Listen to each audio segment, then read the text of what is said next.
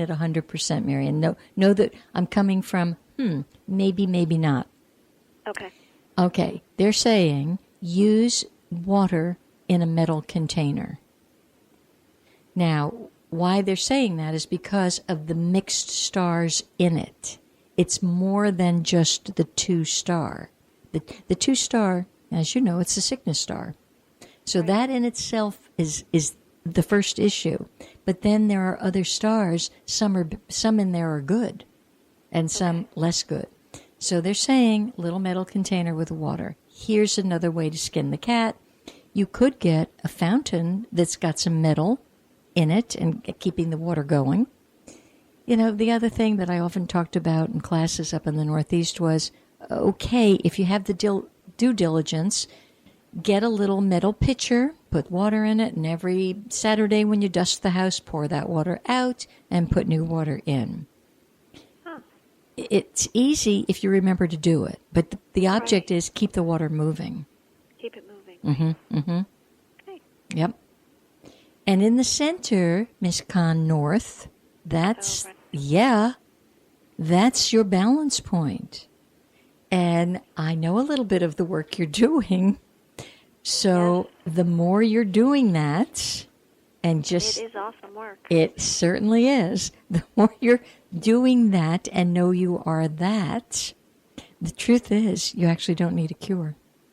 How do you like that? That's great. I love that. And it becomes almost redundant. So what I'm saying to Marianne, for those of you who are wondering, what is this other conversation that's going on? Marianne and I are both on a very interesting pathway, truly, truly embracing the fact that there is only one, and that is presence, and she is that, and I am that, and there is nothing else. So there's no tension, there's no contention, there's just knowing it. And when the tension and the contention comes in, you look at it, drop it, and keep knowing, but I am that. And it's fascinating. Your whole chemistry changes. It is life-changing. And it's not for everyone. Here's the paradox. Of course, you and I know it's for everyone. Are you kidding me? But as I've tried to share it with some people that I would anticipate, they would embrace this right away. They actually, many of you can't even hear us. You may have tuned out. You may have gone and fixed yourself a glass of water or a cup of tea, because the frequency is so high that it's interesting to try to hold on to it. But it would keep you in such a space of brightness right now, because you would know that everything else is nothing. And nothing hooks you. Imagine that with what's going on. Well, thank you. Thank you, Miss Marianne. Are you at work? Is it Saturday? Is it at Saturday or Sunday? It's Saturday. The new moon is Saturday. Actually, it's late Friday night, but the Chinese New Year is celebrated if you go down to Chinatown on Saturday. Saturday, okay. And then in comes the rooster. Well, thank you very much. You're very welcome. It's always a delight to hear your voice. Thank you for calling in. Take care. Bye, Marianne. Bye. So I'm going to go backward here and talk to you about the lovely little movers that my helper from Top Line, Harold, sent to me. Apparently, these were two guys that just had their own little moving business. And I'm very tender toward helpers that come. I think that, we're all helpers and we're here for each other. But I'm watchful. I'm watchful of them. And, I don't know. I'm just a watchful being in that respect. So these two guys get out of the truck. And, sorry, hold that thought. Now we're on the two guys get out of the truck. And I will say at this point, hi there. Who's calling in? Hi, it's Sydney. Hello, Sydney. Well, I certainly have to say, for those of you who have been hearing anything, we now know that Sydney has stepped for a large part out of much of her shadow and into her own light. And I am so happy for you. Holy smokes, I'm happy. Thank you. So I had a notion this morning that because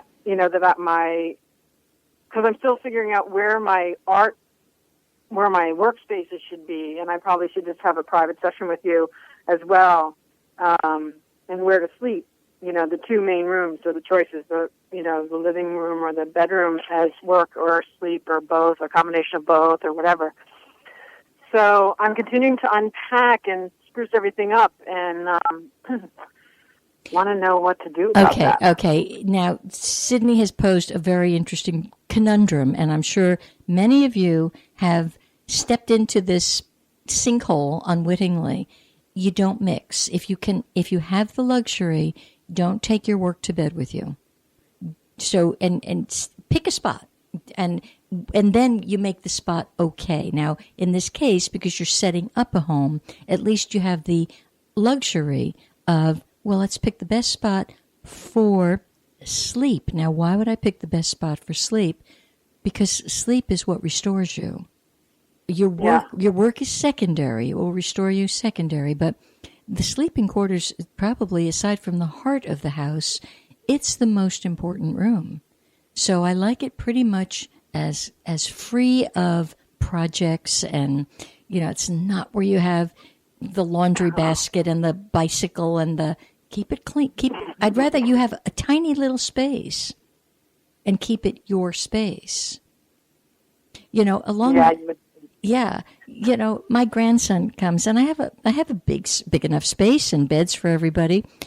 He has defined his space in my home as my closet.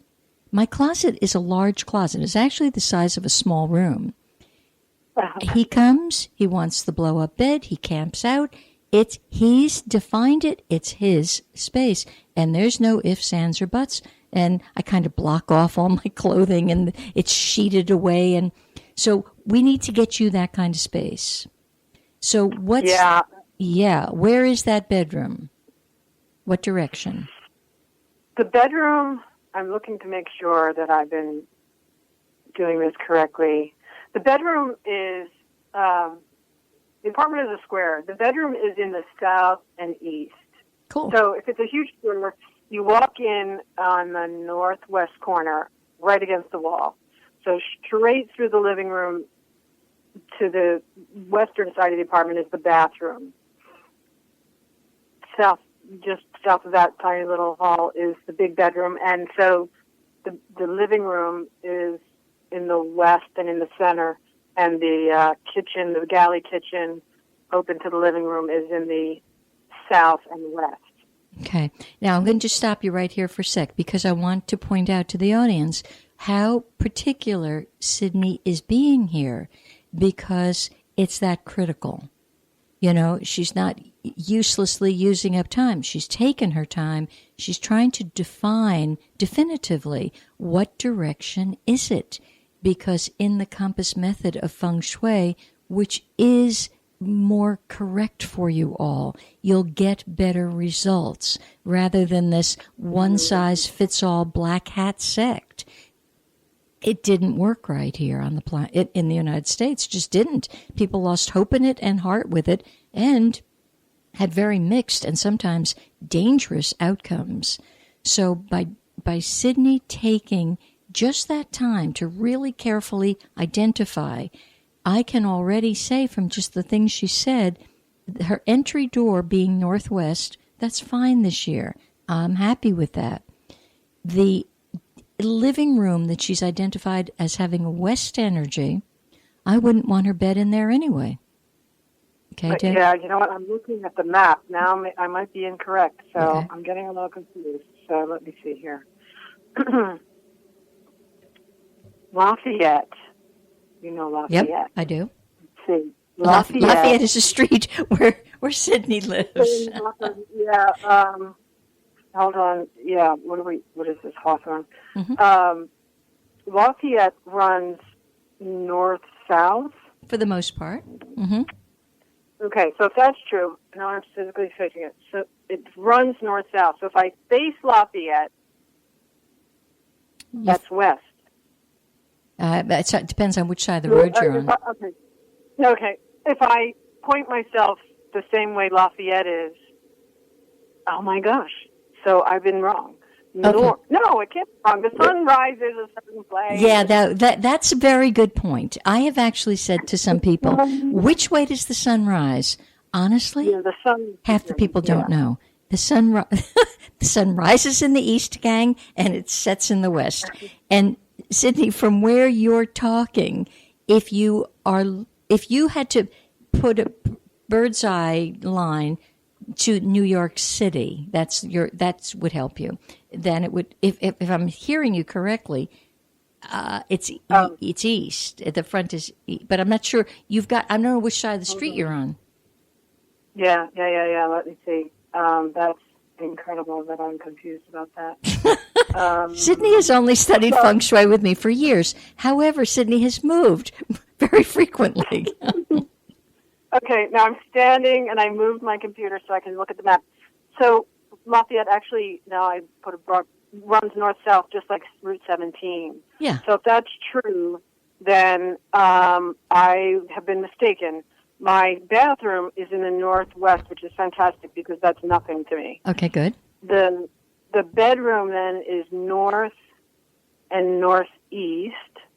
Okay. And that's then true. The kitchen, so around the kitchen would be east and southeast. So I was right. That's the workspace.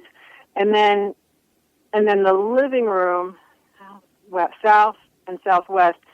I'm still good for some the north. You may need to get your real phone compass out. Do you have a Larry compass? Did you ever get one of those? You probably don't know where it is in all this packing. That would be your best helper.